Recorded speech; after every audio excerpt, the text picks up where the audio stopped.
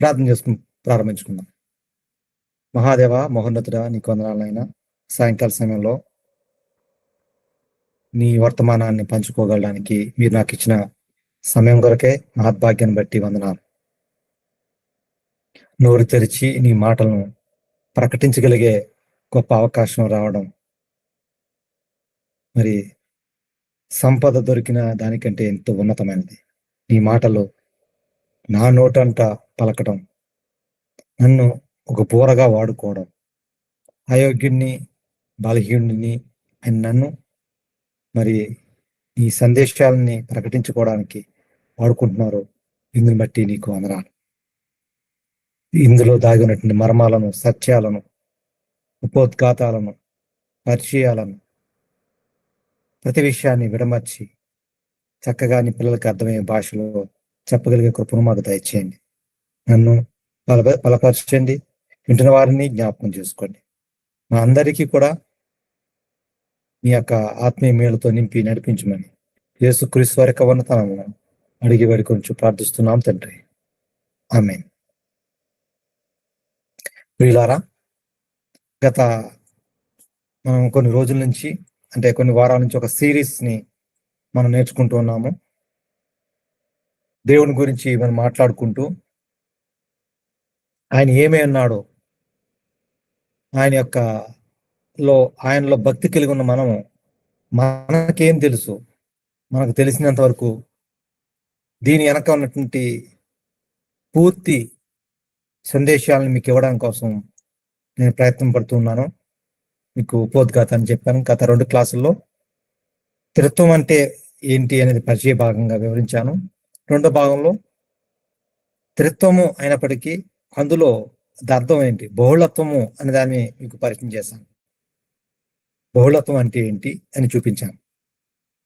అది ఎలాగ బహుళత్వం ఉందో రెండో భాగంలో క్రొత్త నిబంధనలో చూపించాను. ఈరోజు మీకు ఏం చెప్పబోతున్నానంటే, బహుళత్వము, త్రిత్వం అనే హెడ్డింగ్ పెట్టుకుని అందులో సబ్ హెడ్డింగ్ ఏంటంటే బహుళత్వము 1 రెండో భాగంలో. క్లాస్ 1 అయిందా, త్రిత్వం పరిచయం. క్లాస్ 2 త్రిత్వంలో సబ్ హెడ్డింగ్ బహుళత్వము 1. ఇప్పుడు క్లాస్ 3 మూడో క్లాసు త్రిత్వం అయిన హెడ్డింగ్, సబ్ హెడ్డింగ్ బహుళత్వము 2 అనే హెడ్డింగ్. క్లియర్ అయింది కదా హెడ్డింగ్ మీకు? సో పోయిన వారు బహుళత్వంలో 1, ఇప్పుడు బహుళత్వంలో 2వ భాగాన్ని చెప్తున్నాం. ఈ 3 క్లాసులతోటి త్రిత్వం సంబంధించినటువంటి ఒక పరిచయ కార్యక్రమాన్ని ముగించేసుకుంటాం. తర్వాత కార్యక్రమంలో ఇంకా ఒక క్లాస్కి మనం డెప్త్ లోకి వెళ్తున్నాం, మిమ్మల్ని డెప్త్ లోకి తీసుకెళ్తున్నాం. ఇంతకుముందు ఎక్కడో ఒక పదం వాడేస్తాను, గుర్తుపెట్టుకోండి, మళ్ళీ ఆ పదాన్ని వాడతానంటాను. మరో క్లాసు ఆ పదాన్ని మరీ కొంత వివరిస్తాను. మరో క్లాసు ఆ పదానికి మరీ ఇంకా లోపలికి వెళ్తుంటాను. మీకు ఏం చేస్తున్నాను చెప్తారా? ఒకే విషయాన్ని అప్పుడే చెప్పేసి పూర్తిగా చెప్పట్లేదు, ఎందుకంటే మీకు అర్థం కావాలి. నెమ్మదిగా మీరు డైజెస్ట్ చేసుకోవాలి, జీర్ణించుకోవాలని నెమ్మదిగా తినాలి. కొంచెం లిక్విడ్లోకి, తర్వాత సాలిడ్లోకి, తర్వాత బలమైన ఆహారంలోనికి మిమ్మల్ని తీసుకువెళ్ళే ప్రయత్నంలో ఇలా తీసుకొస్తున్నాను. ఎందుకంటే ఈ విధంగా మీరు నేర్చుకున్న వారు కాకపోవచ్చు, ఉన్నది ఉన్నట్లుగా మీరు తెలుసుకున్నవారు కాకపోవచ్చు. మీకు ఇందులో కొన్ని సంగతులు వింతగా, లేకపోతే మొదటిసారి వింటున్న వారై ఉండొచ్చు, ఒకేసారి అర్థం కాదు. అందుకని చూడండి, మీకు క్లాస్ అయిన తర్వాత రికార్డింగ్ మీకు కనిపిస్తూ ఉంటుంది, మీకు పంపించబడుతుంది, వీడియో మీకు పంపించబడుతుంది, మళ్ళీ మీరు వినొచ్చు. ఇలాగా అనేక రకాలుగా మీరు విని నేర్చుకునేటువంటి అవకాశం మీకు కలుగుతుంది. కాబట్టి ఈ సబ్జెక్ట్ అనేది అనేక విధాలుగా నేను ఎంత కష్టపడుతున్నానో, నేను ఎంత సిద్ధపడుతున్నానో, మీరు కూడా అదే విధంగా సిద్ధపడి ఆలోచించాలి. అది చెప్పడం కోసం ఉద్దేశం. ఇప్పుడు మీకు ఏం చెప్పాలనుకుంటున్నానంటే, ఇంకా నేను ఇంతకుముందు జరిగిన విషయాన్ని నేను రిపీట్ చేయట్లేదు, ఉన్న సమయాన్ని సద్వినియోగం చేసుకుందాం. త్రిత్వము అంటే సింగులర్ గా కనిపిస్తుంది కదా, మరి అలాంటప్పుడు అందులో ముగ్గురు ఎలాగున్నారో మీకు వివరించి కొత్త నిబంధన గ్రంథంలో ఉన్నటువంటి ముగ్గురిని చూపించాను. తండ్రి, కుమార, పరిశుద్ధాత్మ వీళ్ళు అని మీకు కనబరిచాను. యేసు ప్రభువు బాప్తిస్మం తీసుకుంటున్నప్పుడు నీళ్ళలోంచి బయటకు వచ్చిన ఆయన యేసుక్రీస్తు, పరిశుద్ధాత్మ పౌరంలో వచ్చింది రావడము, ఈయన నా కుమారుడు, ఈయనందు నేను ఆనందించున్నానని ఒక శబ్దం పైనుంచి వినబడడం, ఈ ముగ్గురు కనిపించారు. రక్షణలో ముగ్గురు భాగస్తులుగా మనకున్నారు. అందుకే తండ్రి యొక్కయు, కుమారుని యొక్కయు, పరిశుద్ధాత్మ యొక్కయు నామములలో కాదు, నామములోనికి సింగులర్ నామము తిరిగి బాప్తిస్మయుడి అనేటువంటి వచనాన్ని చూపించి ఏ విధంగా త్రిత్వము అనేటువంటి భావార్థం మన రక్షణ ప్రణాళికలో ఎలాగుందో మీకు చూపించా. అయితే క్రొత్త నిబంధన అనేది ఎందుకు చూపించానంటే, క్రొత్త నిబంధన ఒక నిజ స్వరూపంగా మనకు కనిపిస్తూ ఉంటుంది. పాత నిబంధన ఎలా ఉంటుంది? పాత నిబంధన అనేది ఒక నీడ లాంటిది, ఒక ఛాయ లాంటిది. అందులో పూర్తిగా డీటెయిల్గా క్రొత్త నిబంధనలు చెప్పుతున్న విధంగా చెప్పబడదు. కానీ ఈ విషయాలు పాత నిబంధన గ్రంథంలో కూడా మనకు కనిపిస్తాయి. అది మీకు చెప్పలేదు. మీకు దాని మీద పూర్తిగా బహుళత్వం ఎలా ఉంది, పాత నిబంధన గ్రంథంలో కూడా ముగ్గురు ఉన్నారా అనేది చెప్పలేదు. చెప్పారు, జస్ట్ టచ్ చేసి విడిచిపెట్టేశాను. దాన్ని ఎక్స్టెండ్ చేస్తాం ఈరోజు. సో బహుళత్వం అనే రెండో భాగంలో పాత నిబంధన గ్రంథంలో ఉన్న బహుళత్వం ఏమిటో మీకు చూపించే ప్రయత్నం చేస్తాం. ఎందుకు అంటే, మళ్ళీ మన ద్వితీయోపదేశ కాండము 6వ అధ్యాయము 4వ వచనాన్ని మనం చూద్దాం. అది మనకి ఫౌండేషన్. అక్కడ ఏమంటాడు? ఇశ్రాయేలు వినుము, మన దేవుడని యెహోవా అద్వితీయుడగు యెహోవా అంటాడు. అద్వితీయుడు అనే మాటకు అర్థం వన్ అని అర్థం. ద్వితీయత్వం, ద్వి అంటే రెండు, తెలుగులో ద్వి అంటే రెండు, ఏక అంటే ఒకటి. పదాలు గుర్తుపెట్టుకుని ఈరోజు. ఏకత్వము, ఏకము అంటే ఒకటి. ద్వి అంటే రెండు. అద్వి అంటే ఆపోజిట్, రెండు కానివాడు. ఇంగ్లీష్లో సెకండ్ టు నన్ అంటారు. త్రీ అంటే త్రిత్వము అంటే ముగ్గురు. త్రీ అంటే ఇంగ్లీష్లో త్రీ కాదు, తెలుగులో వాడే మన పదాలవి. ఏకత్వము, ద్వితీయము, త్రిత్వము, పంచాం, ఇవన్నీ విన్నాం కదా మన పదాలు. అంటే మనకున్నటువంటి వాడుక, మన వేరే భాషలో, మూల భాషలో, తెలుగు భాషలో, సంస్కృతిలో నుంచి వచ్చిన పదాలు అనుకుంటాను. ఈ పదాలు మనం వాడుతూ ఉంటాం, నిజ జీవితంలో వాడే పదాలే. ఈ పదాలలో నుంచి వచ్చింది. ఇక్కడ ఏమన్నాడంటే, మన దేవుడిని యెహోవా అద్వితీయుడగు యెహోవా అంటే, ఇలాంటి దేవుడు మరొకరు లేడు అని చెప్పడం. దీని అర్థం, అందులో యేసుక్రీస్తు లేడా, పరిశుద్ధాత్ముడు లేడా అని అర్థం కాదు. కొంతమంది ఇలా వాడుకుంటున్నారు. దేవుడు ఒక్కడే అన్నప్పుడు యేసుక్రీస్తు దేవుడు కాదు, పరిశుద్ధాత్మ దేవుడు కాదని చెప్పేస్తాడు కదా. యేసుక్రీస్తు దేవుడు ఎందుకంటారో, పరిశుద్ధాత్మ దేవుడు ఎందుకంటారో అనే వాళ్ళు బైబిల్ని అపార్థం చేసుకోవడం ప్రారంభించారు. ఒక్కడే అంటే అర్థం సింగిల్, వన్ అని తీసుకున్నారు. అందులో ముగ్గురు ఎలా వస్తారో, ఒకటంటే ఒకటే, రెండంటే రెండే, మూడంటే మూడే. ఒక్కడే అన్నప్పుడు రెండు ఎలా వస్తాడో, మూడు ఎలా వస్తాడో, అవి ఎలా వీలు పడతాయి అనేటువంటి ఒక ఆలోచన, ఒక ఆర్గ్యుమెంట్, వాదన వినిపిస్తున్నారు. అలా వినిపించే వారి యొక్క వాదనలో ఎంత బలహీనమైనవి అంటే, దేవుని వాక్యాన్ని సరిగ్గా చదవకపోవడం వలన, దేవుని వాక్యాన్ని, గ్రంథాన్ని సరిగ్గా పరిశీలించకపోవడం వలన. ఇప్పుడు అది మీకు చెప్తున్నాను. ఇక్కడ అద్వితీయుడు ఇంగ్లీష్లో సెకండ్ టు నన్. ఇంకా ఒక స్టెప్ వెనకెళ్దాం. మూల భాషలో కూడా ఏముంది అనేది ఆలోచించాలి. వీళ్ళు ఏమంటారంటే, కొంతమంది మాకు మూల భాషతో పని ఏముంది, తెలుగులోనే సమస్తం ఉంది అంటున్నారు. మీకు అర్థమవుతుందా? తెలుగులోనే సమస్తం ఉంటే, తెలుగులో మోషే గారు రాయలేదు, అపోస్తులనే శిష్యులు తెలుగులో రాయలేదు. వాళ్ళు ఎక్కడ రాశారు? వాళ్ళ మూల భాషలో రాశారు. కొత్త నిబంధనని గ్రీకు భాషలోను, పాత నిబంధనను హీబ్రూ భాషలోను వారు రాయడం జరిగింది. మనం బైబిల్ని ఓపెన్ చేసినప్పుడు మొట్టమొదటిగా ఫస్ట్ పేజ్ ఇలా ఏముంటది? పరిశుద్ధ గ్రంథం రాసి కింద ఏముంటదంటే,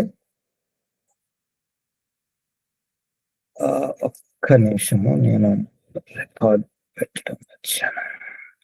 ఒక్క నిమిషం అన్న.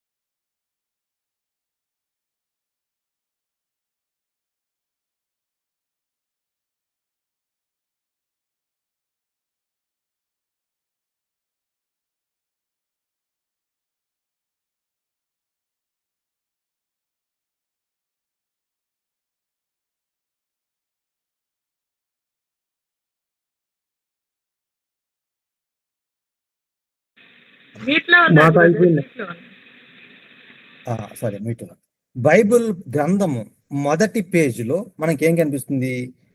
ఇది ఆదిమ హెబ్రీ గ్రీకు భాషలలో నుండి భాషాంతరము చేయబడినది. ఈ బుక్ మన చేతిలో ఉన్న book Bible was translated from root languages, primary languages Hebrew and Greek అంటాడు. అర్థం ఎందుకు చెప్తున్నారు? మీకు ఇందులో మీకు అర్థం కానివి మీ భాషలో, మీ సంస్కృతిలో, మీ ప్రాంతంలో, మీ మాటల్లో ఇది అనువదించారు. మీ వాళ్ళు అనువదించారు. అర్థం కాలేదా? అప్పుడు ఏం చేయాలి? మూల భాషలో కూడా చెక్ చేసుకోండి మీరు అని అర్థం. అది మీకు ఆధారం, అది ఒరిజినల్ కాపీ. ఇది మీకు అనుకూలంగా మీకు అర్థం కావడం కోసం మాట్లాడుతున్న మాటలు అని అర్థం. కాబట్టి ఇక్కడ ఏమంటున్నాడు? ద్వితీయోపదేశ కాండము 6:4 ఇశ్రాయేలు వినుము, మన దేవుడిని యెహోవా అద్వితీయుడగు యెహోవా అని ఉంది. ఇంగ్లీష్లో సెకండ్ టు నన్, మరొకరు లేరు అని అర్థము. అయితే హీబ్రూ భాషలో దీనికి ఏముంది? అద్వితీయుడు అన్నప్పుడు ఈ హీబ్రూ భాషలో ఏముంటుందంటే ఎఖాద్ అని ఉంటుంది. ఈ పదం ఇప్పుడే విన్నారా మీరు? లేదు, ఇంతకుముందు చెప్పాను. ఈ పదాన్ని నోట్ చేసుకోండి, మళ్ళీ చెప్తాను అన్నాను. ఎఖాద్ అని ఉంటుంది, లేదా ఎహాద్ అని అంటారు. అంటే హీబ్రూ భాషలో ఉన్నటువంటి ఎఖాద్ అన్న మాటకి అర్థం ఏమిటి అని అంటే యూనిక్ కాంపౌండ్ వర్డ్. మనకి దేవుడు ఎలోహిం అంటే అర్థం ఏంటో మీకు చెప్పాను. అది కూడా సింగులర్ గా కనిపించిన అది ప్లోరల్ పదము, దాన్ని కూడా యూనిక్ కాంపౌండ్ వర్డ్ అంటారు. అలాగే ఎఖాద్ అన్న పదానికి అర్థం కూడా దీన్ని ఏమంటారంటే కాంపౌండ్ యూనిటీని సూచించేటువంటి పదం ఇది. ఇది ఎలా అర్థం చేసుకుంటాము అంటే అద్వితీయుడు అంటే అర్థం న్యూమరికల్ సింగిల్ అని కాదు, ఒక యూనిటీని తెలిపేటువంటి పదాన్ని అక్కడ వాడారు. దీన్ని ఎలా అర్థం చేసుకోవాలి అని అంటే ఇదే విషయాన్ని మీకు ఇదే గ్రంథంలో ఆది కాండము ఎంత చక్కగా మీకు 1 by 1 మీకు వాడుతున్నాను. స్టేజ్ బై స్టేజ్ కాంప్లెక్సిటీలో తీసుకెళ్తున్నాను. ఆది కాండము 2వ అధ్యాయము 24వ వచనం. కాబట్టి పురుషుడు తన తండ్రిని తన తల్లిని విడిచి తన భార్యను హత్తుకొను, వారు ఏక శరీరమై యుందురు. మీరు అండర్లైన్ చేయాల్సిన పదం ఏంటంటే ఏక శరీరమై యుందురు, ఏకమై యుందురు. అక్కడ వాడిన పదం ఇదే, ఎకాద్ అని పదం వాడతాడు హీబ్రూలో. మీకు ఇప్పుడు అర్థమవుతుందా? ఇప్పుడు చెప్పండి, ఇప్పుడు అద్వితీయుడు అన్నప్పుడు కూడా ఎకాద్ అని పదం వాడాడు. పురుషుడు తండ్రిని తల్లిని విడిచి వారు ఏక శరీరమై యుందురు అన్న చోట ఎకాద్ అని వాడారు. ఇప్పుడు చెప్పండి, భార్య భర్త ఏకమై యుందురు అంటే ఒక్కరా, ఒక్కటేనా, ఒక్కరా? మీకు పదం మళ్ళీ అడుగుతాను. భార్య భర్త కలిసి వారిని ఇరువురిని కలిసి ఏక శరీరమై యుందురు అంటే అర్థం ఇరువురు కలిసి దాన్ని వారిని ఒక్కరు అంటామా, ఒక్కటే అంటామా? మాట్లాడచ్చు మీరు. ఒక్కరే అనం, ఒక్కటే అంటాం. భాష మీకు కావాలి, సరిగ్గా పదాలను బాగా తెలియాలి. ఇటు మన తెలుగులోనే ఇలా ఇంత కష్టమా అంటే మన భాషను ఆ లోతుల్లోనికి, ఆ డెప్త్లోకి ఆలోచించకపోవడం వల్ల ఈరోజు ఈ సబ్జెక్ట్ మనకు అర్థం కావట్లేదు. అదే ఉదాహరణ, అక్కడ వాడు పదం అదే, ఎకాద్ అనే పదం అంటే ఇద్దరు persons by being too persons but one. దాన్ని వన్నెస్ అని అంటాం. అంటే ఏకత్వము కలిగిన వాళ్ళు. మీకు ఇప్పుడు అర్థమవుతుందా? భార్య ఒక పర్సన్, భర్త ఒక పర్సన్. ఇది ఫిజికల్ గా చూస్తున్నాం కాబట్టి ఇరువురు ఏరువేరుగా ఉన్నప్పటికీ ఇద్దరు ఎలా ఉన్నారట? ఏక శరీరమై యుందురు అన్నాడు. ఏకత్వాన్ని కలిగిన వారుగా ఉన్నారు, వారు ఇరువురు ఒక్కటే అన్నాడు. భార్య భార్యే, భర్త భర్తే, టూ పర్సన్స్ బట్ కాంపౌండ్ అని అర్థం. అది దాన్ని యూనికాంపౌండ్ అంటాం గ్రామటికల్ గా మాట్లాడితే. ఏకమై ఉన్నారు అని చెప్పడం. ఇది గ్రామర్ని నేను మీకు చెప్పట్లేదు, ఈ గ్రామర్ని యూదులతో మాట్లాడుతున్నప్పుడు వారికి తెలిసిది. అందుకే ఎలోహిం అన్నప్పుడు they understand that very well. చూడండి, మొబైల్ లైన్ లో ఎవరో అన్మ్యూట్ లో ఉన్నారు, సౌండ్లు వస్తున్నాయన్నా.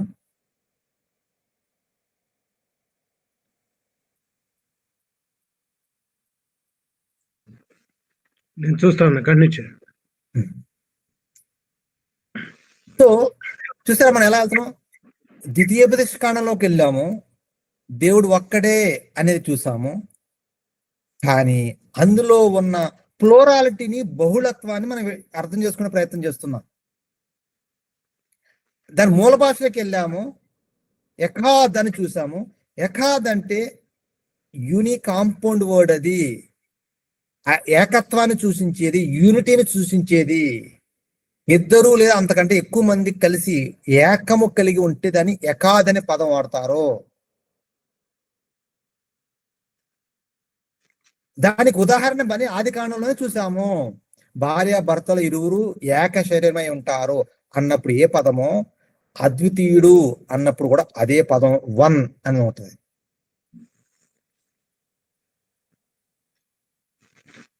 ఇప్పుడు మీకు ఆశ్చర్యంగా చూపించిన ఇక్కడ యోహాను సువార్త 10వ అధ్యాయము. ఈ గ్రామరు నేను మాట్లాడుతున్నది కాదు, ప్రభువు వారే ఎలా మాట్లాడుతున్నారో ఆయన వివరణను బట్టి నేను మీకు చెప్తున్నాను. ఆయన అన్నదే నేను కాపీ కూడా మీకు చెప్తున్నాను, నా సొంతంగా ఎక్స్ప్లెయిన్ చేయట్లేదు. యోహాను సువార్త 10వ అధ్యాయము 30వ వచనము. నేనును తండ్రియును ఏకమై ఉన్నామని వారితో చెప్పెను. ఏకమై క్లియర్ అయిపోయింది. ఇప్పుడు చూసారా, పాత నిబంధన గ్రంథంలో ఉన్న అర్థానికి క్లారిటీ యేసుప్రభువు వారు స్వయంగా చెప్తున్నారు. మేము ఎలా ఉన్నామో, నేనును తండ్రియు ఏకమై ఉన్నాము. ఎఖాద్ హిబ్రూ పదము, ఇక్కడ గ్రీక్ పదము హైస్ అని పదం వాడతారు. హైస్ అన్న, ఎఖాద్ అన్న, ఇరువురు ఏక శరీరమై ఉందురు అన్న అర్థం ఏంటి? తండ్రియు నేను ఒక్కటే అంటున్నాడు. ఏకత్వం. తండ్రి నేను ఒక్కరే అంటలేదు, ఒక్కటే అంటలేదు, ఒక్కరిమిద్దరం ఒక్క తండ్రి నేను ఒక్కటే అంటలేదు. ఏకత్వం అంటే అది అర్థం. నాట్ వన్ బట్ వన్నెస్, ఏకత్వము, యూనిటీని తెలియజేస్తుంది. తండ్రి నేనును తండ్రియు ఏకమై ఉన్నాము అన్నాడు. మళ్ళీ చూద్దామా? అదే కిందకు వస్తే 38వ వచనం, తండ్రి నా యందును నేను తండ్రి యందును ఉన్నామని మీరు గ్రహించి తెలుసుకొనిడి. మళ్ళీ ఏంటి? తండ్రి నా యందును నేను తండ్రి యందును ఉన్నామని. చూసారా బైబిల్లో త్రిత్వం ఎలాగ విడిపోతా ఉందో? ఇదేదో కాంప్లెక్స్ సబ్జెక్ట్ అండి, ఇది ఎలా అర్థం అవుద్ది, బైబిల్లో ఈ పదం లేదు కదా అని కంగారు పడాల్సిన అవసరం లేదు, భయపడాల్సిన అవసరం లేదు. యేసుప్రభువు వారే చెప్తున్నారు, ఏకమై ఉన్నాము అంటే బహుళత్వం అనేది త్రూఅవుట్ ద బైబిల్ మనకి స్పష్టముగా చక్కగా కనిపిస్తుంది. ఇది పక్కన పెట్టేసేది కాదు. మనకు అర్థం కాక పక్కన పెట్టేస్తున్నాం. అర్థం చేసుకుంటే ప్రతి మాటలో ఉంది. ముగింపులు చూపిస్తాను అది. ఇప్పుడు మీకు అర్థమైంది కదా ఇద్దరు అంటే ఎలాగ ఏకమై ఉన్నారనేది. ఇక ఈ బహుళత్వం చెప్పడానికి ఇంత ముందు చెప్పాను, దాన్ని మళ్ళీ కంటిన్యూషన్ చేస్తాం. ప్లోరాలిటీ ఎలా ఉంది? 1:26లో మనం చూసాం. దేవుడు సింగులర్ గా కనిపిస్తుంది, కానీ అలా ప్రారంభించాడు, మన అని ప్రారంభించాడు. మన స్వరూపమందు మన పోలిక చొప్పున నరులను చేయుదము. నా స్వరూపమందు నా పోలిక అనలేదు, మన అన్నాడు. అక్కడ ఏదో యాక్సిడెంటల్ గా పదం అలా పడిపోయింది అనుకుంటారని ఈరోజు కొంచెం ఎక్స్టెండ్ చేస్తున్నాను. అక్కడతో ఆగిపోలేదు, అక్కడ నుంచి మనం బయలుదేరితే మళ్ళీ ఇంకెక్కడ ఉంది? మన అనే పదము ఇక్కడ ఈ ఆది కాండంలోనే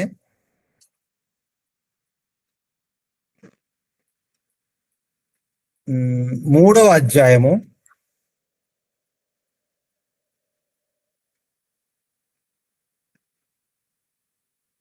22వ వచనం చూడండి. 3:22, అప్పుడు దేవుడని యెహోవా ఇదిగో మంచి చెడ్డలను ఎరుగునట్లు ఆదాము మనలో ఒకని వంటి వాడాయను. మనలో, మళ్ళీ ఇక్కడ కూడా ఏముంటుంది? ప్లోరాలిటీ వాడడం జరిగింది. మనలో అనే పదం వాడారు. ఓకేనా? అక్కడ కూడా బహుళత్వం కనిపిస్తుంది. తర్వాత ఇక్కడ మీరు మరో పాట చూపిస్తాను.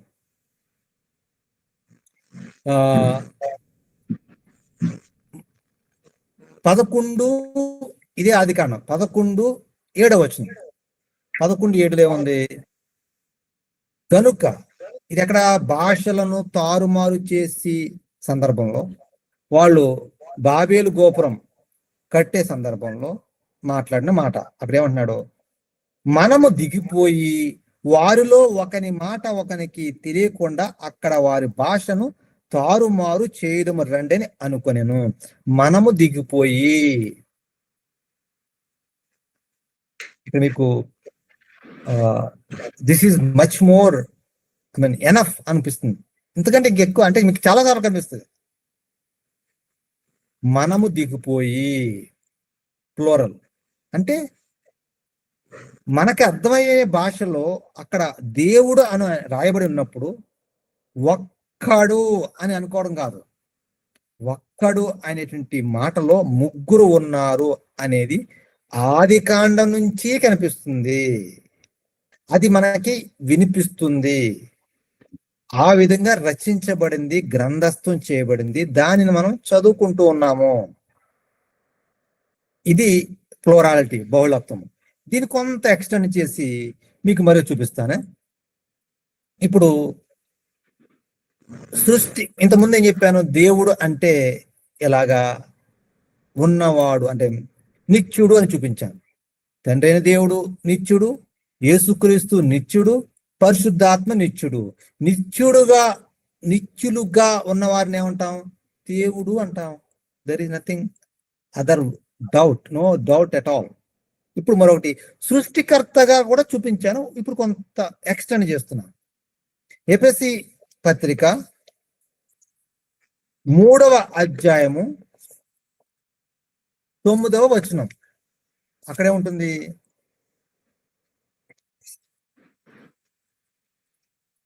అక్కడ సమస్తమును సృష్టించిన, చూడండి 3:9. అంటే 9 ఉండదు, తెలుగు బైబిల్లో 11వ వచనం మధ్యలో కనిపిస్తుంది. అక్కడ ఏముంటుందంటే మధ్యలో అన్యజనులలో ప్రకటించుటకును సమస్తమును సృష్టించిన దేవుని యందు అని ఉంది. సృష్టించిన వాడిని ఏమంటారు? దేవుడు అంటారు. సృష్టించింది ఎవరు? తండ్రి మాత్రమే సృష్టించాడా? ఎవరు సృష్టించారు అనేది మనం ఆలోచిస్తే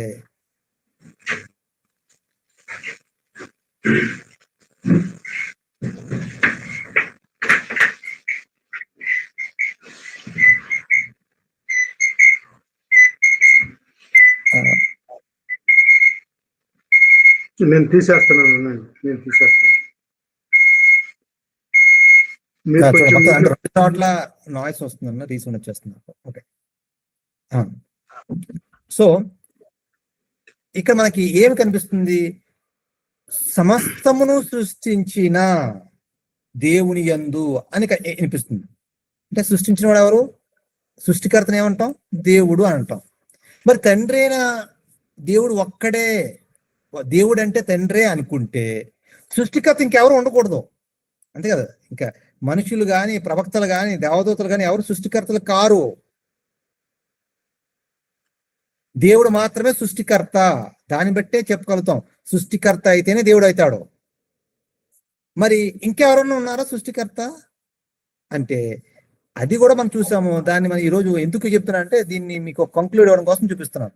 యోహాను సువార్త 1వ అధ్యాయము 2వ వచనంలో కనిపిస్తుంది. చూడండి, అక్కడ సమస్తమును సృష్టించిన అని చదివామా? ఇక్కడ 2వ వచనం కూడా ఏముంది? ఆయన ఆది యందు దేవుని యొద్ద ఉండెను, సమస్తమును ఆయన మూలముగా కలిగెను. ఆయన అంటే ఎవరు? యేసుక్రీస్తు. సమస్తమును యేసుక్రీస్తు మూలముగా కలిగెను. మూలముగా అంటే ఆయన చేయలేదు, మూలముగా అన్నారు. మూలంగా అంటే ఆయన ఒక మూలం పెట్టే. ఇప్పుడు ఈరోజు ఏం చేశారంటే, మూలముగా అన్నారు కాబట్టి యేసుక్రీస్తుని తీసుకెళ్లి ఒక మూలం పెట్టేశారు. అర్థం అదా? ఆయన మూలంగా కలిగింది అంటే ఆయన ఒక మూలం పెట్టేయడానిక కాదు. అందుకే ఆ డౌట్ వస్తుందని మేము ఇంకో వచనం, కొలస్సీ రాసిన పత్రిక 1వ అధ్యాయము 16వ వచనం ఏముంది అక్కడ? చాలా లిస్ట్ ఉంది అక్కడ. ఇవన్నీ చెప్పుకుంటూ వచ్చి ఆకాశం అందున్నవి, భూమి అందున్నవి, దృశ్యమైనవి కానీ అదృశ్యమైనవి కానీ, అవి సింహాసనములైనను, ప్రభుత్వములైనను, ప్రధానులైనను, అధికారములైనను సర్వమును ఆయన యందు సృజించబడెను. సర్వమును ఆయన ద్వారా, ఆయన బట్టి సృజింపబడెను. ఇక్కడ ఏమన్నా డైరెక్ట్ గా ఆయన అక్కడ మూలం అన్నారు కదా, ఇక్కడ ఏమన్నాడు? సర్వమును ఆయన యందు సృజించబడెను. ఆయన ద్వారా, ఆయనను బట్టి సృజించబడెను. సృష్టిని చేసిన వాడుల్లో ఎవరన్నారు? ఇప్పుడు తండ్రి అయిన దేవుడు కనిపిస్తున్నాడు, కుమారుడని యేసుక్రీస్తు కనిపిస్తున్నాడు. 1వ అధ్యాయం ఆది కాండంలో సృష్టి కార్యక్రమంలో దేవుని ఆత్మను చూస్తాం, అక్కడ ఆయన ఉన్నాడు. బట్ మీకు కొంచెం రిఫరెన్స్ కావాలి కాబట్టి ఆ రిఫరెన్స్ కూడా మీకు ఇచ్చే ప్రయత్నం చేస్తున్నాను. యోబు గ్రంథము 33:4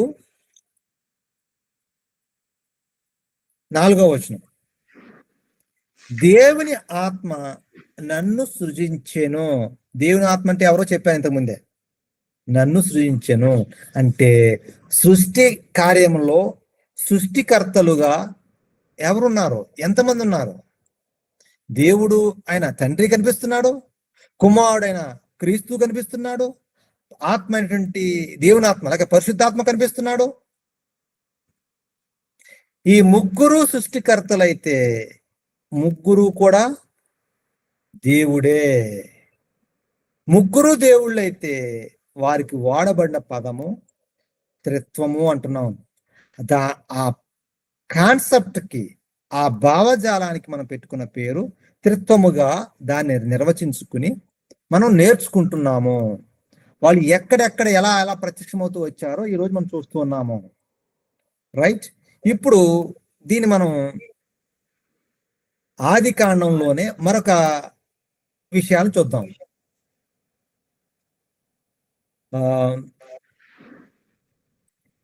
నిర్గమకాండము 3వ అధ్యాయము. మీకు ఒక సర్ప్రైజింగ్ విషయాన్ని మీకు చూపిస్తాను. నిర్గమకాండము 3వ అధ్యాయము 2వ వచనం నుంచి మీకు చూపిస్తాను. ఇక్కడ ఏంటి? ఇంట్రడక్షన్ ఆఫ్ యెహోవా. మోషే గారికి పరిచయ కార్యక్రమాలు జరుగుతాయి.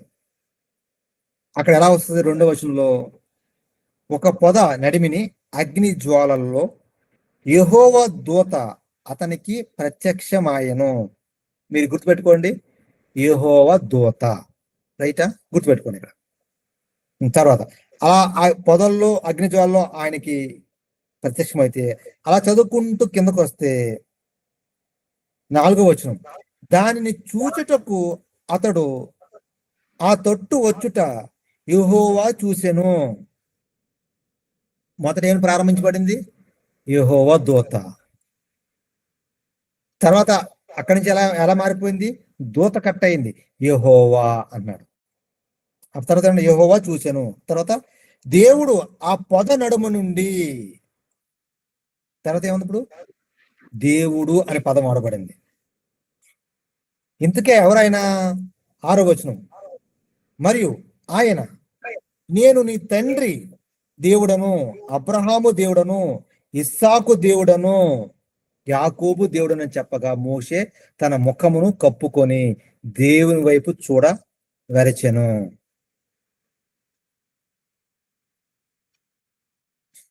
ఎవరో మోషే గారికి ప్రత్యక్షమయ్యాడట, ఎవరో పొదల్లో కనిపించాడట, ఎవరో యెహోవా దూత అని అనుకుంటూ ఉన్నాం.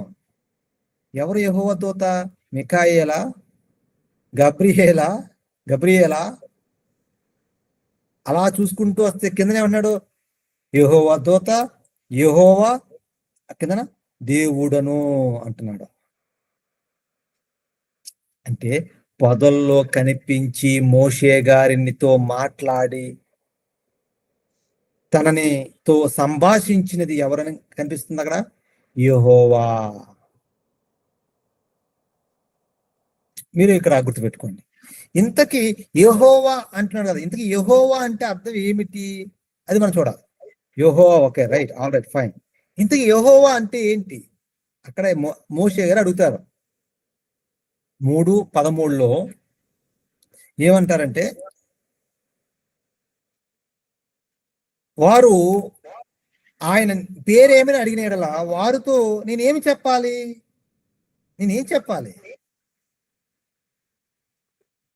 నా పేరు కావాలా? అయితే రాసుకో, నా పేరు యెహోవా అన్నాడా? ఇట్స్ నాట్ జస్ట్ ఎ నేమ్తో గుర్తుపెట్టుకోకూడదు.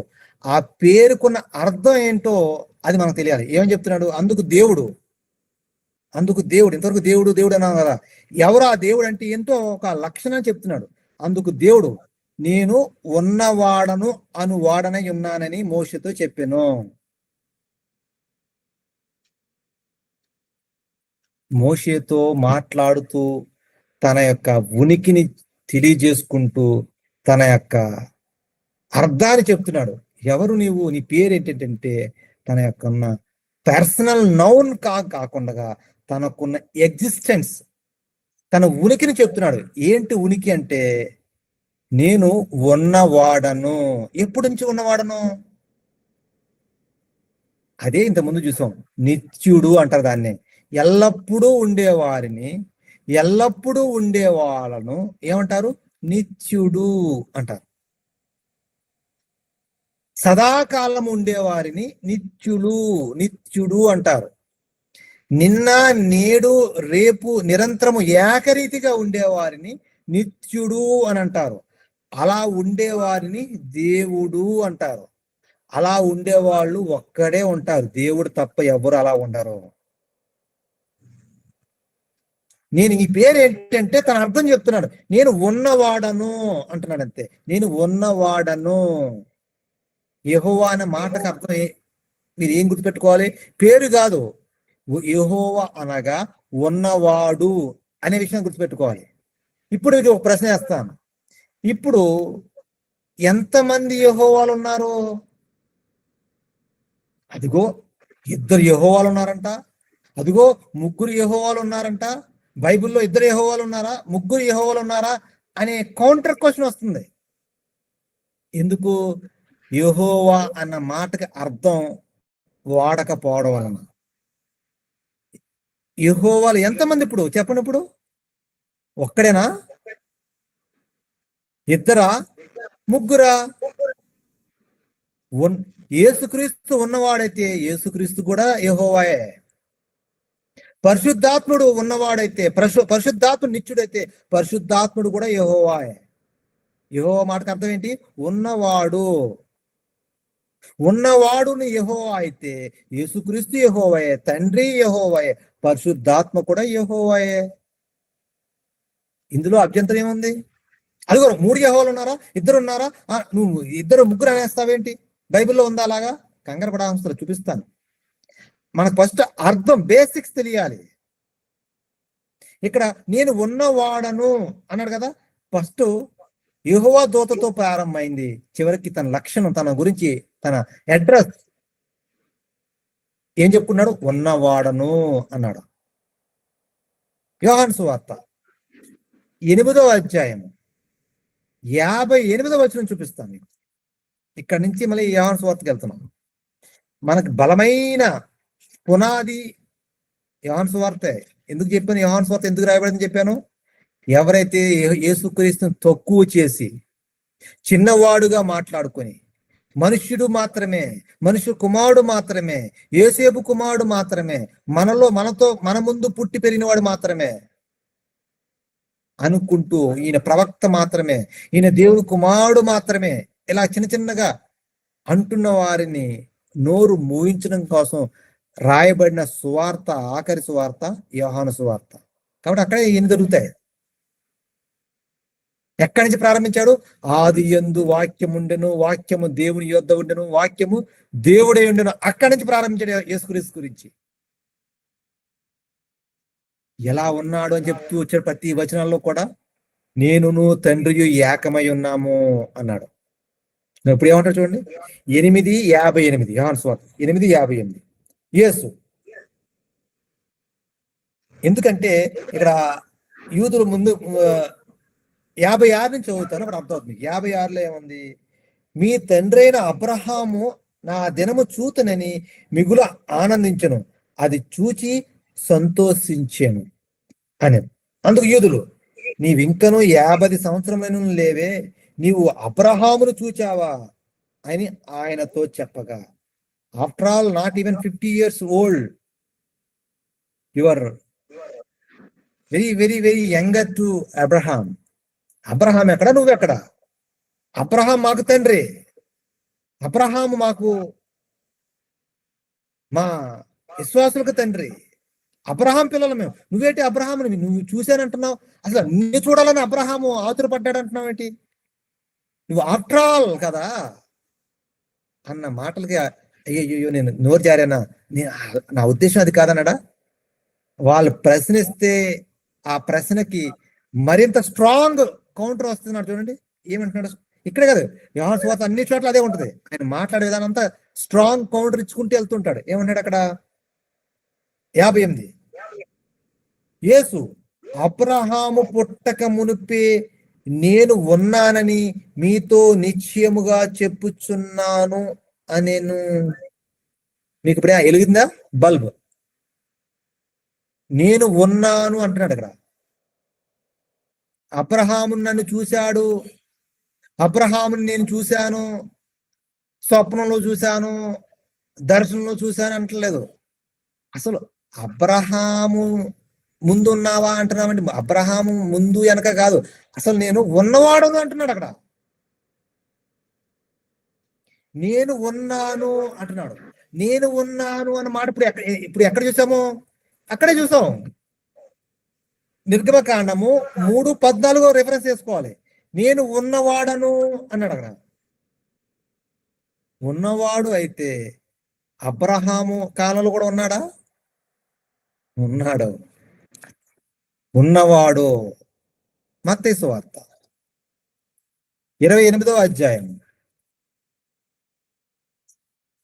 చివరి మాట చూడండి.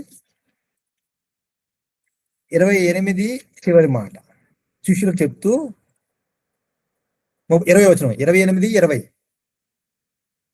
నేను యుగ సమాప్తి వరకు సదాకాలము మీతో కూడా ఉన్నానని వారితో చెప్పాను. సదాకాలం ఎవరు ఉంటారు? నిత్యము ఉండేవాళ్ళు ఉంటారు. మనుషులు ఎవరు సదాకాలం ఉండరు. ప్రవక్తలు ఎవరు సదాకాలం లేరు. దూతలు ఎవరు సదాకాలం లేరు. ఎవరితోటి కూడా యేసుక్రీస్తు మాత్రమే ఈ మాట చెప్తున్నాడు. నేను సదాకాలము మీతో కూడా ఉన్నాను. ఎంత మంచి మాటలు బైబిల్లో మనం చూస్తున్నాం చూడండి. ఉన్నవాడు అంటే అర్థం అది అప్పుడప్పుడు వచ్చిపోయేవాడు కాదు, ఆన్ అండ్ ఆఫ్ కాదు. ఉన్నవాడు అంటే ఎల్లప్పుడూ, సదాకాలము, ఆల్వేస్ అనే మాటలను ఇక్కడ వాడడం జరుగుతుంది. ఇది మీకు ఆయనకు అర్థం చెప్తున్నాను. ఉన్నవాడు ఎలా ఉన్నాడు, ఆయన అర్థం ఏంటి, ఎక్కడ. దేవుడికి ఉన్న లక్షణాలు తండ్రికి ఉన్నాయి, దేవుడికి ఉన్న లక్షణాలు కుమారుడికి ఉన్నాయి, పరిశుద్ధాత్మకు ఉన్నాయి. వాళ్ళ లక్షణం దేవుడికి ఉండేటువంటి ఎట్రిబ్యూట్స్ అంటారు ఇట్లా. ఉన్నవాడు. ఇప్పుడు ఈ నిర్గమకాండంలోనే మరొక విషయాన్ని చూపిస్తాను.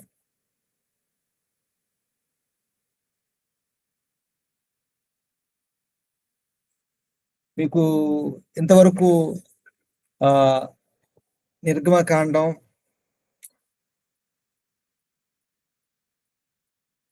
23 అధ్యాయం చూసాం కదా.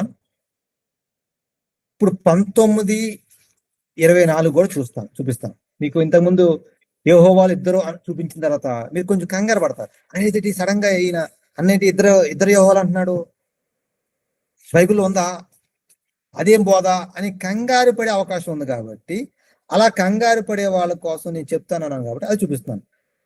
19వ అధ్యాయము 24 చూడండి.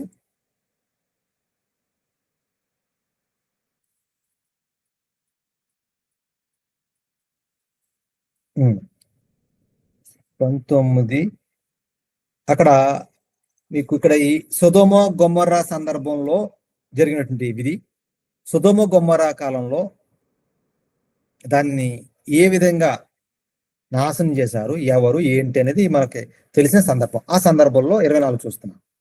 అప్పుడు యెహోవా సొదొమ మీదను గొమొర్రా మీదను యెహోవా యొద్ద నుండి గంధకమును అగ్నిని ఆకాశము నుండి కురిపించి అన్నాడా. ఇది ఎలా చదువుకుంటే మీకు అర్థం కదా, బాగానే ఉంది కదా, ఇందులో ఏముంది, మళ్ళీ చదువుతాం. అక్కడ ఎంతమంది యెహోవాలు ఉన్నారు చూడండి. అక్కడ ఇద్దరు కనిపిస్తారు మీకు, చూడండి. మళ్ళీ చదువుతాం. ఇప్పుడు జాగ్రత్తగా వినండి. అప్పుడు యెహోవా సొదొమ మీదను గొమొర్రా మీదను యెహోవా యొద్ద నుండి, ఒక యెహోవా మరొక యెహోవా యొద్ద నుండి గంధకమును అగ్నిని ఆకాశం నుండి కురిపించెను అని ఉంటుంది. మీరు విన్నారు ఎప్పుడన్నా? ఎందుకు ముందే ఇద్దరు యెహోవాలు ముగ్గురు యెహోవాలు చెప్పలేదంటే, ముందు యెహోవా అంటే అర్థమైతే ఇది యెహోవా మరొక యెహోవా యొద్ద నుండి రావడం పెద్ద విచిత్రం అనిపించదు మీకు. మీకు ఆల్రెడీ అర్థం తెలుసు. ఉన్నవాడు ఉన్నవాడు దగ్గర నుంచి అని అర్థం కావడం కోసం యెహోవా యొద్ద నుండి కురిపించాడు. అంటే అగ్నిగంధకాలతో కాల్చబడినప్పుడు ఇద్దరు మనకు కనిపిస్తున్నారు. రైట్? తర్వాత ఇదే విషయాన్ని మరి ఆలోచించుకుంటే, ఈ అరణ్యంలో వీరందరినీ నడిపించి 40 సంవత్సరాలు మోషే నడిపిస్తున్నప్పుడు వారు సొణుగుకుని దేవుని శోధించి ఒక్కరోజే ఏమయ్యారు? 25,000 మంది అనుకుంటా ఒక్కరోజు కూలిపోయారు ఉంటుంది చూడండి. మీకు అది చూపిస్తా. కొరింథీయులకు రాసినటువంటి మొదటి పత్రిక 10వ అధ్యాయము 8వ వచనం. Closing soon. కొరింథీయులకు రాసినటువంటి మొదటి పత్రిక 10వ అధ్యాయము 8వ వచనం చూడండి. మరియు వారి వలె మనము వ్యభిచరించక యుందుము, వారిలో కొందరు వ్యభిచరించి నందున ఒక్క దినమునే 23,000 మంది కూలిరి. 23,000 25 అన్నాను. ఓకే, 23,000 మంది కూలిరి. మనము ప్రభువును శోధింపక యుందుము, వారిలో కొందరు శోధించి సర్పముల వలన నశించిరి. ఇలా చదివితే మీకు అర్థమే ఉండదు. ఇక్కడ ఏం జరుగుతున్నాడు అంటే, వీళ్ళు ఒక్క దినం 23,000 మంది ఎందుకు చనిపోయారంటే ప్రభువుని శోధించి చనిపోయారు. మనము కూడా అలాగ చేయకూడదు, మనం అలా చేయొద్దు అని అంటున్నాడు. వాళ్ళు శోధించింది ఎవరిని? యెహోవాని శోధించారు. ఇక్కడ ఫుట్ నోట్ లో 2 అంకె వేసి కింద ఏముంది చూడండి. అక్కడ ప్రభువును అన్న చోట ఫుట్ నోట్ 2 వేసి కింద ఏముంది? కొన్ని ప్రాచీన ప్రతుల్లో క్రీస్తును అని సారాంశం. క్రీస్తును అని ఆ పదం వాడబడింది. అంటే అక్కడ వారు శోధించింది ఎవరిని? క్రీస్తును శోధించారు. ఇంకా అర్థమవుతుందా? అదేంటి, యేసుక్రీస్తు వచ్చింది 2000 సంవత్సరాల క్రితం మరియ గర్భం ద్వారా కదా, అరణ్యంలో నడిపించింది, అగ్ని గంధకాలు కురిపించింది ఎవరు? యెహోవా దూత అన్న ఆ దూత ఎవరు అంటే మనకి ఏమర్థమవుతుంది? నెమ్మదిగా యేసుక్రీస్తు లాగా అనిపిస్తుందా మీకు ఇప్పుడు? అంటే పాత నిబంధన గ్రంథంలో కూడా యేసుక్రీస్తు కనిపిస్తున్నాడా? మీకు వినిపిస్తున్న మాటల్లో మరొక యెహోవా కనిపిస్తున్నాడా? ఇదేదో వింతగా ఉంది అనుకుంటున్నారా? వింత కాదు, ఇది మీకు తెలిసిందే. మీకా గ్రంథం చివరిగా చూపించి చివరి సందర్భాన్ని చూపించి మొదట్లో చెప్పు. మీకా గ్రంథం ఏంటి, ఈయన ఎక్కడి నుంచి వచ్చాడు, ఎలా వచ్చాడు? 5వ అధ్యాయం 2వ వచనం చూడండి. 5:2 మీకా 5:2. బెత్లెహేము ఎఫ్రాతా యూదావారి కుటుంబములలో నీవు స్వల్ప గ్రామమైనను నా కొరకు ఇశ్రాయేలును ఏలబోవాడు నీలో నుండి వచ్చును. ఇంతవరకు నాకు తెలుసు. ఎప్పుడు తెలుసు? ప్రతి క్రిస్మస్ కి డిసెంబర్ మాసంలో ఈ వాక్యాన్ని చదువుకోకుండా డిసెంబర్ మాసం క్రిస్మస్ వెళ్ళదు, అక్కడ ఆగిపోతాం. తర్వాత నుండి అసలైంది అది చదవం. అదే ఈరోజు మనకు కావాలి. పార్ట్ 2. అక్కడ ఏమన్నాడు? పురాతన కాలము మొదలుకొని శాశ్వత కాలము ఆయన ప్రత్యక్ష మగుచుండును. ఆయన అంటే ఎవరు? బెత్లెహేములో యూదావారి కుటుంబంలో నీలో నుండి వచ్చిన కదా. ఎవరైనా సండే స్కూల్లో అడిగి చెప్తారు యేసుక్రీస్తే. ఆ యేసుక్రీస్తు అట ఆయన ఎలా ఉన్నాడంట? పురాతన కాలం మొదలుకొని శాశ్వత కాలము ఆ యేసుక్రీస్తు ప్రత్యక్ష మగుచుండెను. ఇప్పుడు అర్థమైనప్పుడు యేసుక్రీస్తు మరియ ద్వారా శరీరధారిగా వచ్చినటువంటి సందర్భము, మన కోసం శిలువలో మరణించడం కోసం కాలము పరిపూర్ణమైనప్పుడు స్త్రీ ఎందుకు పుట్టడం దేవుని రక్షణ సంకల్పంలో, ప్రణాళికలో ఒక భాగం. అయితే ఈయన అప్పుడప్పుడు ప్రత్యక్షమవుతూ రావడం అనేది, ఇగో మేకా గారు చెప్తున్నారు, పురాతన కాలం నుండి శాశ్వత కాలము ప్రత్యక్షమవుతూ వచ్చెను అనడానికి, ఇదిగో వారు శోధిస్తే వారిని రాత్రి 23,000 మందిని లేపేసింది, పొదల్లో నుంచి మోషేతో మాట్లాడింది. మోషేతో మాట్లాడినప్పుడు ఆయనతో మరి ఆయన ముఖం కప్పుకున్నది. ఇంకా ఆలోచిస్తే అగ్నిగంధకాలను కురిపించింది. నాకు స్పష్టంగా అర్థమైపోతుంది, అక్కడ యేసుక్రీస్తు ప్రత్యక్షత మనకు కనిపిస్తుంది. ఇప్పుడు చెప్పండి, యేసుక్రీస్తు ఎక్కడ ఉన్నాడు? ఇప్పుడు చిన్నోడా, మరి పుట్టినోడా, ఒక్కడా? కాదు. యేసుక్రీస్తు పురాతన కాలం నుంచి మనకి ఉంటూనే ఉన్నాడు.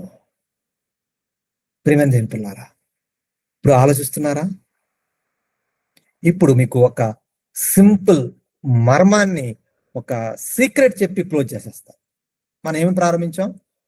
ఎఖాద్ అనే పదం చూసాం. త్రిత్వం అంటే ఒకళ్ళు కాదు, బహుళత్వం ఉంది.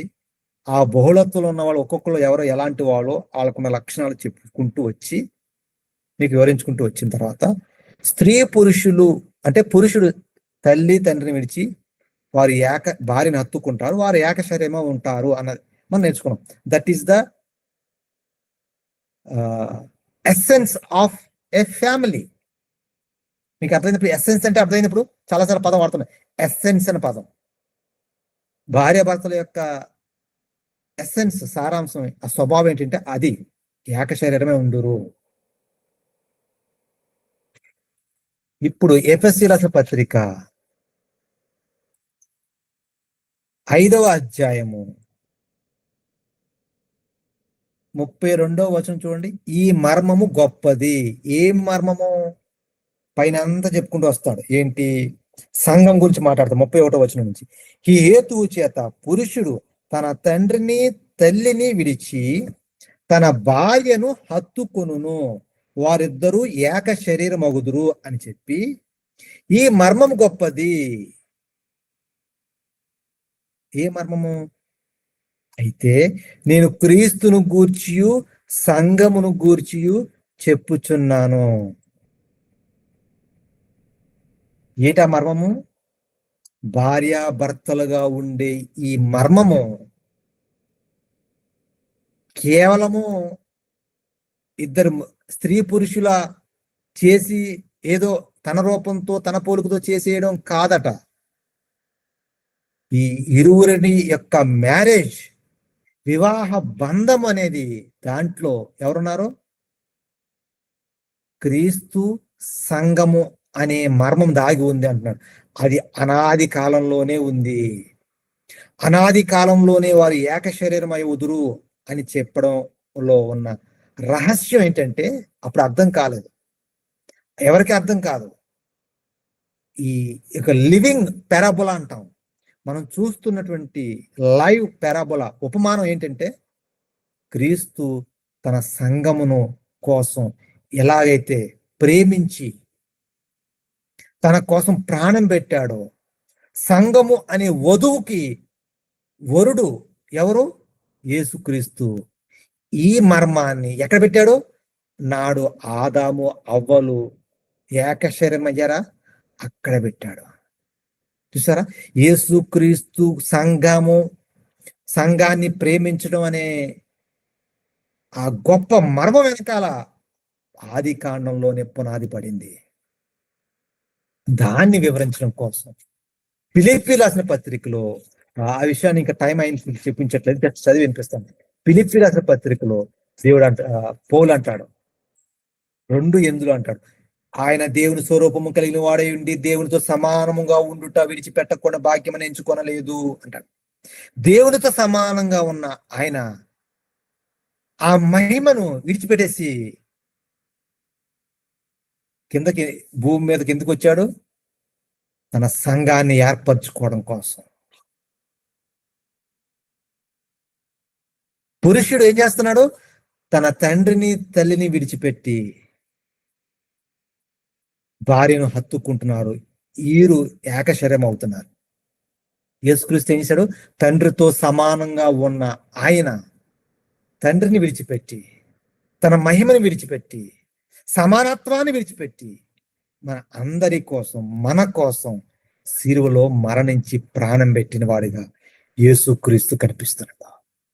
ప్రియమైనటువంటి దేవుని పిల్లలారా, ఈ మర్మం అర్థమైందా మీకు? ఈ మర్మం వెనక గొప్పతనం మీకు అర్థమవుతుందా? యేసుక్రీస్తులో ఈ మర్మం ఇది. ఈ విధంగా యేసుక్రీస్తుని చూస్తే నువ్వు చిన్న దేవుడు అంటావా? కేవలం మనిషి కుమారుడే అంటావా? ప్రవక్తే అంటావా? దేవుడు కుమారుడు మాత్రమే, దేవుడు కాదంటావా? అనగలవా? డేర్ చేయగలవా? How dare you think like that? నిన్ను నడిపించింది, నీకు సృష్టించింది, నీకు జీవాహారం ఇచ్చింది, నీ కోసం మరణించింది, తిరిగి పునరుద్ధానంలో నీకు జీవాన్ని ఇవ్వబోయేది, నేను తీసుకురావడానికి రాబోయేది, నేను తీసుకు వెళ్ళేది, నీకు నివాసాలను సిద్ధం చేయడానికి వెళ్ళింది ఎవరు? యేసుక్రీస్తు. మనకి చిన్నవాడైపోయాడా? నీకు మనకి చిన్నవాడిగా కనిపిస్తున్నాడా? తండ్రి తండ్రి తండ్రి, దేవుడు దేవుడు ఒక్కడే ఆయనే ఈయన కాదంటున్నావు అంటే అసలు ఆయనకి డైరెక్ట్ యాక్సెస్ నీకెవరిచ్చారు? నేనే మార్గము, నేనే జీవము, నేనే సత్యము, నా ద్వారానే తప్ప ఆయన అంటుంటే, కాదు ఈయన పక్కన పెడదాం, సైడ్ రోల్ చేద్దాం, సైడ్ పెట్టండి, యేసుక్రీస్తుని పక్కన పెట్టండి, డైరెక్ట్ గా దేవుడితో మాట్లాడతా నేను. తండ్రి అయిన దేవా, నేను గణపరుస్తున్నాం ప్రభువా. ఈ అందరూ యేసుక్రీస్తుని దేవుడు అంటున్నారు, యేసుక్రీస్తుని గొప్పవాడుగా అనుకుంటున్నారు ప్రభువా. మేము అలా అనట్లేదు ప్రభువా. ఇది చూడు, నేను డైరెక్ట్ గా మీతో మాట్లాడుతున్నాము. మీ యొక్క సత్యం పరచబడింది, మాకు సత్యం తెలుసుకున్నాము. వాళ్ళు దుర్మార్గులు, దేవుడు కుమారుడు అంటుంటే దేవుడు దేవుడు దేవుడు అంటున్నారు, కానీ మేము మాత్రం నిన్నే దేవుడు అంటున్నాం ప్రభువా, పరలోకం మాకు ఇస్తావా అని సుంకరి పరిసయ్యుడు ప్రార్థనలాగా ప్రార్థన చేస్తున్నారు ఈరోజు. పరిసయ్యుడి ప్రార్థన ఎలా ఉంది? ఇదిగో నేనేం తెలుసుకున్నాము. యవనొచ్చిన ప్రార్థన ఎలా ఉంది? మోకాళ్ళుని ఆయన ముందు, ఇదిగో నేను ధర్మశాస్త్రం అన్ని ఆజ్ఞలు పాటించేస్తున్నాము, ఉపవాసం ఉంటున్నాము, నాకు ఇంకేంటి కొద్దువా, నాకు రాదా నిత్యజీవం? ఎవరికి వస్తుంది?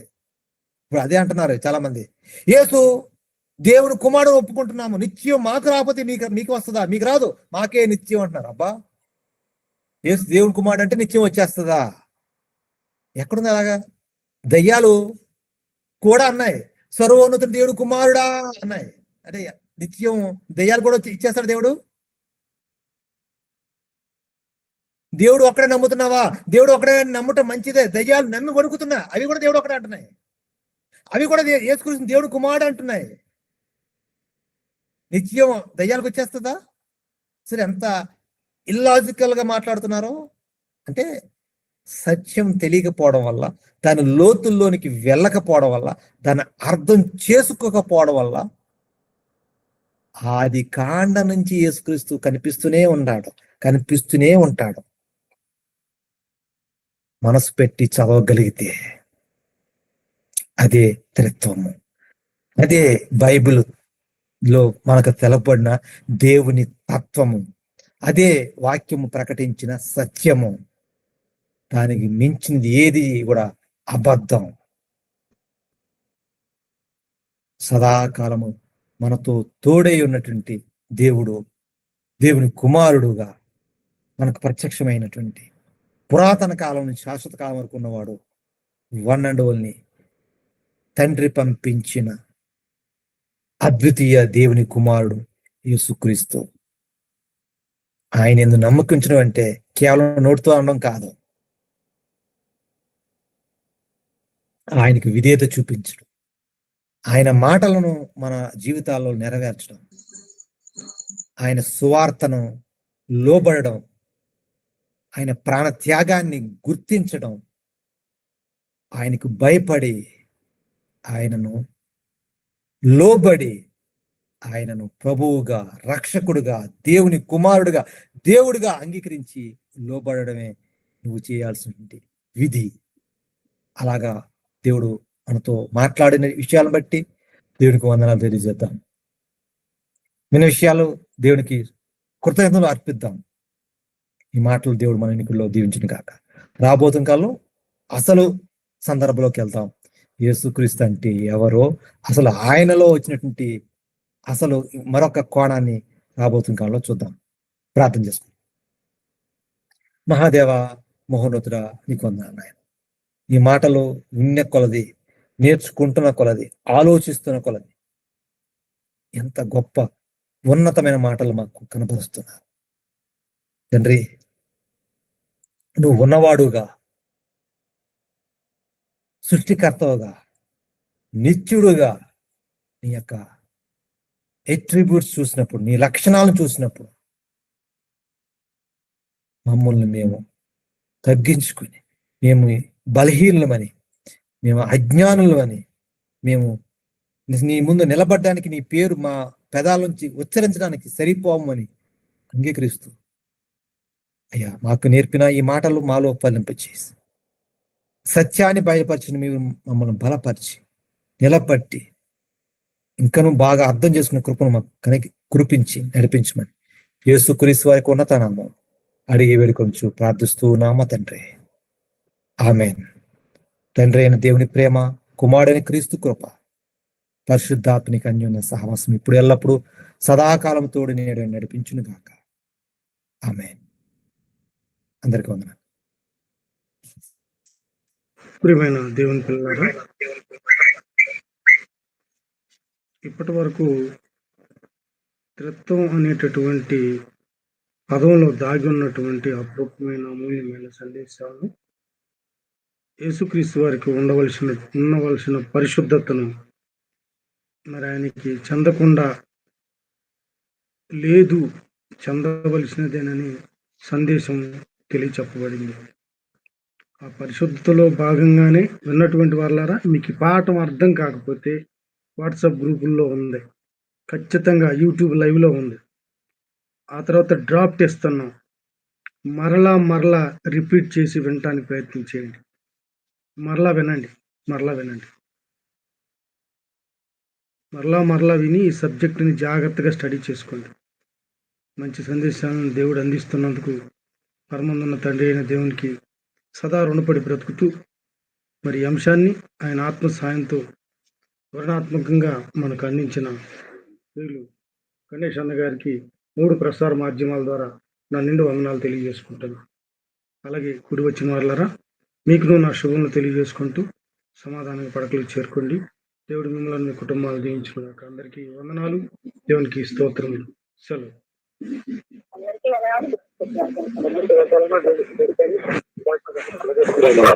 దేవుని